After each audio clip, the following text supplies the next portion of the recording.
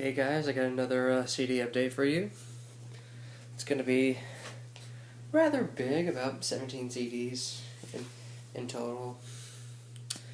And I'm going to try to fit this in like 15-20 minutes, hopefully. So I'm going to get started with that. Let's see how this goes. Firstly, I want to complete I just want to breeze through Flying Lotus's studio discography. Y'all already know I have Casablancas from like a previous update. It's pretty good. Get into it. It's his middle album, his third album, I'm pretty sure. This being his first, 1983, named after the year he was born. And it's pretty good. Solid debut album for like IDM. Well done there. Reset, which is actually an EP of his that he released right after 1983. Pretty good too. LA, this is where he gets better and more notable. To me anyway. My CD. Curious. I'm gonna look in this booklet. Let's see if I can pull it out first. I don't know if I can. Oh, wait. There's something about you here. Hang on. Come on, baby. That's not good. That's not good. I'll do it. Yeah, I'm just gonna leave it. But yeah, LA, it's my fourth favorite, third favorite, probably my third favorite. My new favorite's actually something else. Casablancas is not my second favorite. This is his Pattern Grid World EP. It's pretty good too. And right here we have Until the Quiet Comes. I listened to this about a month or so back when I was all by myself and there wasn't really anyone in the house, and it was quite the invigorating experience. I hope maybe I can do it again, but with my CD player over there. Be pretty nice until the quiet comes. But here is my new favorite, his new album. You're Dead. You're Dead! It's got an exclamation point at the end.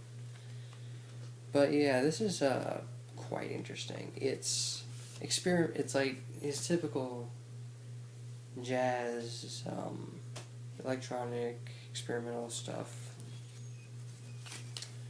but more focused, more out of energetic and weird and out of nowhere. And when I say weird, I mean weird. This has got like the track listing and the personnel on each track, all of which have its own particularly unique album artwork. Not safe for work, unfortunately. Kinda. It's art. It's art essentially. So it's not like, you know. Well, we can define art at some later point. The CD case and the CD. But yeah, it's my new favorite because Casablancas was like a uncontrolled debauchery of sound, which is the reason I got into Casablancas, but this is like that, but with a more focused concept and everything. Flying Lotus, You're Dead. Get into Flying Lotus if you're trying to get into IDM, electronic music, jazz music, neo jazz music, new jazz, whatever it's called, of that sort. Alright, now to get into this stuff. It's a variety of stuff. Interpol's new album, El Pinter. This is pretty much my first Interpol album.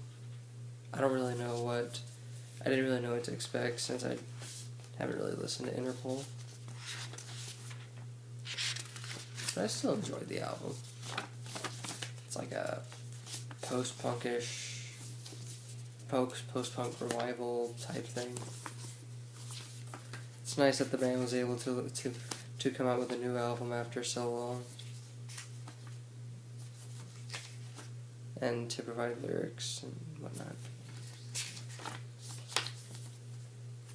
I'm probably going to look into their debut album at some point. I don't know when. But that is certainly going to happen at some point.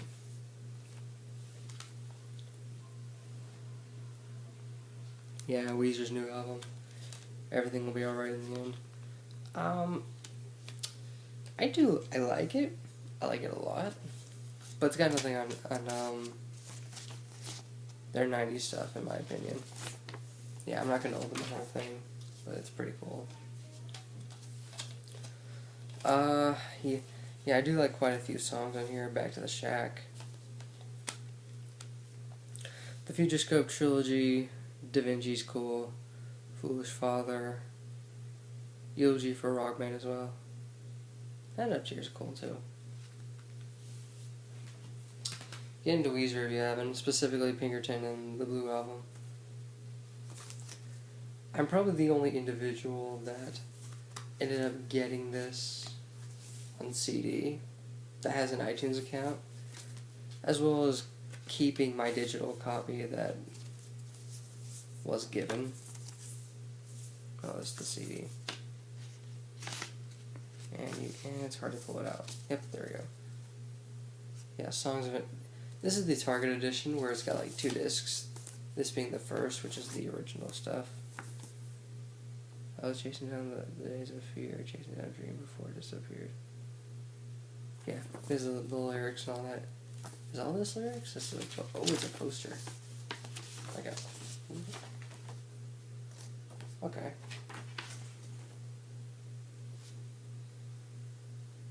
Okay, it's even got lyrics for the bonus tracks. That's cool. I didn't realize some bands did that. For that matter, YouTube. But as far as my opinion on like how they released this album, as far as iTunes goes, I don't think it devalued their music. I did not see this as the band jamming the album down their throats. Not in the slightest. What's this? Hang on. Okay, this is the second disc. Flashback, Songs for Innocence. Oh, that's for... Oh, it's liner notes for each one. That's cool. But I've said this a million times. Do get into U2. This new album, it's good. Not one of my favorite U2 albums, but by far a significant favorite of mine for this year. The lyrics sound like they're a whole new band, actually. Like it's, you know, like going back to a more innocent time than they did. Hence, Adam Clayton hugging his son in the album cover. I could have interpreted it the other way, but no big deal. This is Busdriver. Busdriver's new album. Busdriver being a underground rapper. This is actually my first, if we're not counting the Flying Lotus stuff, my first hip-hop album. And for some reason, I did not open this yet. I did download it. Am I even gonna try? I don't know, let's see. But yeah, I did download it on Bandcamp, off of Bandcamp, and there's an offer where I could, like, purchase this for an extra £1, or however much that is in the United States dollars. And when you do that, I get a free download, and I did that. Fortunately enough, I did enjoy this album quite a bit. I first heard of Busdriver from this other rapper from this Bandcamp rapper named Milo. Oh, sweet. Oh, sweet. Do we have lyrics? That's cool. But yeah, do get into Busdriver. He is... The instrumentals, his flow, it's all whack. It's, like, unbelievable to think about at moments. What else is also unbelievable to think about is probably one of my favorite albums of this year, Tyranny by Julian, Casablancas, and the Voidz.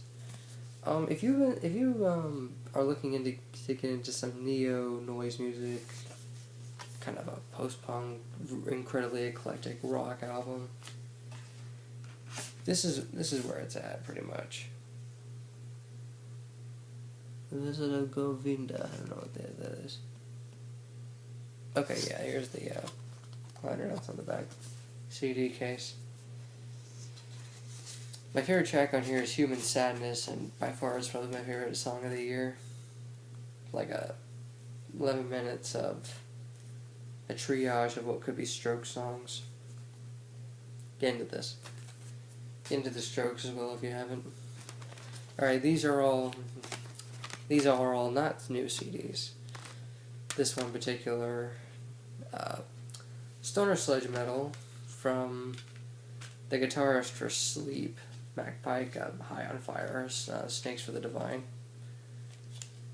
Lyrics and all that. Nothing too special with the packaging. I'm trying to brush through this now.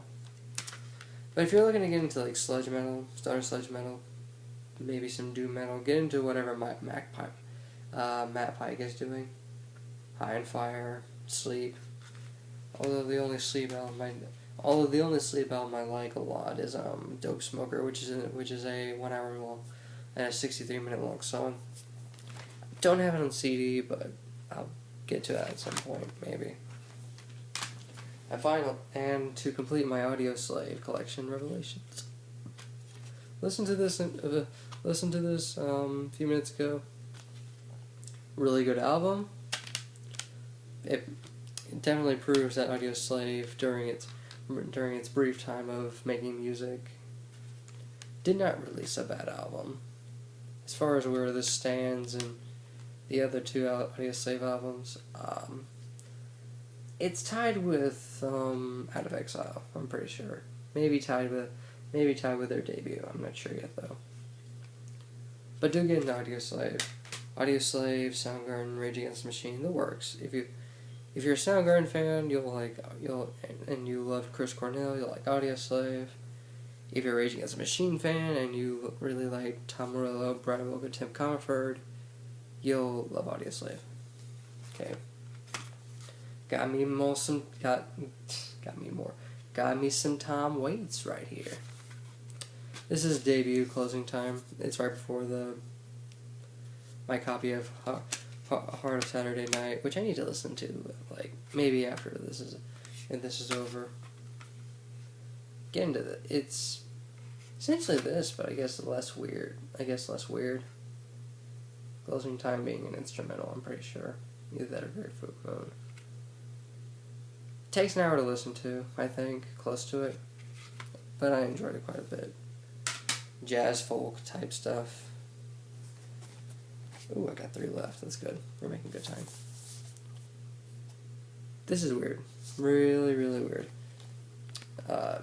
You're going to want to listen to something with at least a little bit of structure after you're finished listening to this. This is Scott Walker's album, Bish Bosh. 73 minutes of just pure, weird indulgence. I mean, there's a track on there where machetes are used as an instrument. It's weird. The vocals, weird. This entire album, all 73 minutes of it, weird.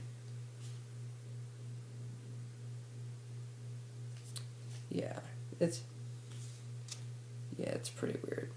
Like, I already said that, but yeah. But you just need to understand. It's weird.